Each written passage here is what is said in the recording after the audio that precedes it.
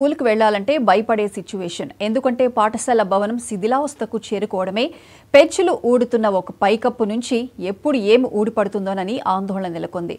అందుకే విద్యార్థులు class rooms కంటే వరండా సేఫ్ అని భావిస్తున్నారు. అటు టీచర్స్ కూడా చేసేదేమీ లేక అరాకొర వసతులతో నెట్టుకొస్తున్నారు.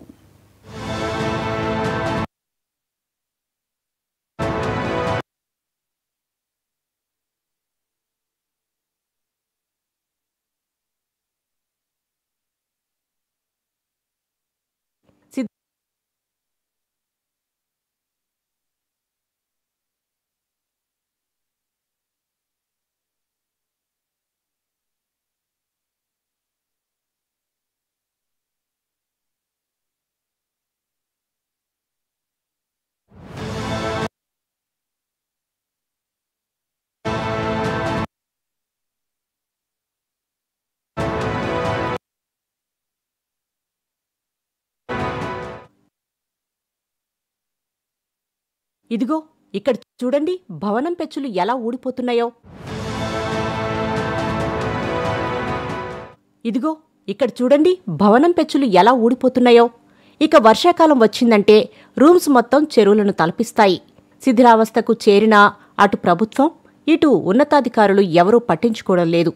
గత్యంతరం లేని పరిస్థితుల్లో విద్యను అభ్యసించాల్సి వస్తుందని వాపోతున్నారు విద్యార్థులు. అటు అధ్యాపకులు కూడా పాత భవనంలో పాఠాలు చెప్పాలంటే కష్టంగా ఉందని చెబుతున్నారు.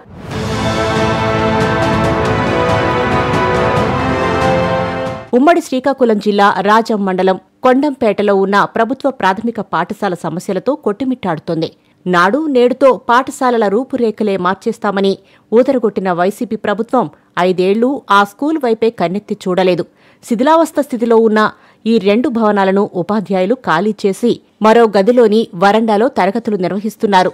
ఈ స్కూల్లో మొత్తం 30 మంది స్టూడెంట్స్, 3 ఉపాధ్యాయులు ఉన్నా వసతులు లేవని ఆవేదన వ్యక్తం చేస్తున్నారు టీచర్స్. ఇక్కడ మా పాఠశాలలో 23 మంది విద్యార్థులు విద్యను అభ్యసిస్తున్నారు. ముఖ్యంగా ఇక్కడ మాకు మౌలిక సదుపాయాలు అనేవి లోపించాయి. అంటే ఈ ఒక చెట్టు అనేది ఉంది, అది ఎప్పుడు పడిపోద్దో తెలియదు, అలా ఉంది. దానితో పాటుగా 3 బిల్డింగులు ఉన్నాయి, కానీ అందులో 2 అసలు వెళ్ళడానికి కూడా లేదా క్లోజ్ చేస్తాం. ఎందుకంటే పై అధికారులు కూడా తెలియజేస్తాం, అటువైపు కానీ సంచరించొద్దు, పిల్లల్ని పంపించొద్దు అన్నారు. అందుకే మేము అట్లా లాక్ చేసి ఉంచాం. ఇంకా ఒకే బిల్డింగ్ ఉంది, ఒకే బిల్డింగులో 3 ఉపాధ్యాయులు ఒకే బిల్డింగులో బోధించాల్సి వస్తుంది. దానివల్ల మాకు చాలా ఇబ్బందికరంగా ఉంది. దానితోడు కాంపౌండ్ వాల్ కూడా లేదు. ఈ బాత్రూమ్స్ కూడా శిథిలావస్థకి చేరాయి. సార్, నేను 2020 సంవత్సరం నుంచి ఇక్కడ వర్క్ చేస్తున్నాను సార్, యాజ్ ఎస్జిటిగా. ఇక్కడ స్కూలు పరిస్థితులు బాగుపడతాయని నాడు నేడు స్కీమ్ ద్వారా కూడా చూసాం సార్. ఎన్నో ప్రయత్నాలు చేసిన పెద్దల ద్వారా ఇంతవరకు కూడా ఎటువంటి మౌలిక సదుపాయాలు అనేది ఇంప్రూవ్ కావటం లేదు. చూస్తుంటే వరదల వలన మొత్తం గుమ్ము వచ్చి ఆ పెద్ద కాలువల నుంచి వచ్చిన నీరు కూడా ఈ చిన్న కాలువల నుంచి వచ్చిన నీరు కూడా మొత్తం ఒక దగ్గర ఎక్యుములేట్ అవ్వడం వల్ల బురదగా జారుగా అయిపోవడం, బిల్డింగ్లు కూడా శిథిలావస్థగా పరిస్థితి అయిపోవడం వల్ల ఒకటి డైలాప్టెడ్ పూర్తిగా క్లోజ్ చేసి స్టోర్ రూమ్ కింద. ఇది కూడా రేకుల సైడ్ కూడా పనిచేయటం లేదు సార్. అందరూ కలిపి 3 ఉపాధ్యాయులు కలిపి ఒకే రూమ్లో చెప్పుకోవాల్సిన దుస్థితి ఏర్పడింది సార్. సో దీన్ని కొద్దిగా పెద్దల దృష్టికి తీసుకెళ్ళి మెరుగుపరచాల్సిందిగా మేము కోరుకుంటున్నాం సార్. బిల్డింగ్లు మొత్తం బాగా పోయేవి సార్. వర్షం పడితే ఫుల్గా నిండిపోతుంది సార్ నీరు. పిల్లలు లోపల రావడానికి కూడా అవ్వదు.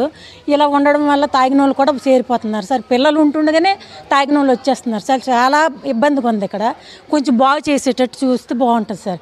మొత్తం ఇదంతా పడిపోయింది, బిల్డింగ్ మొత్తం పోయింది. ఈ పిల్లల మీద ఎప్పుడు ఈ బిల్డింగ్ పడిపోద్దో తెలియదు సార్. స్కూల్కు వెళ్లాలంటే భయమేస్తుందని, ఎప్పుడు పైనుంచి పెచ్చులు ఊడిపడతాయోనని ఆవేదన వ్యక్తం చేశారు విద్యార్థులు. సరైన మౌలిక వసతులు లేక తీవ్ర ఇబ్బందులు పడుతున్నామని చెబుతున్నారు.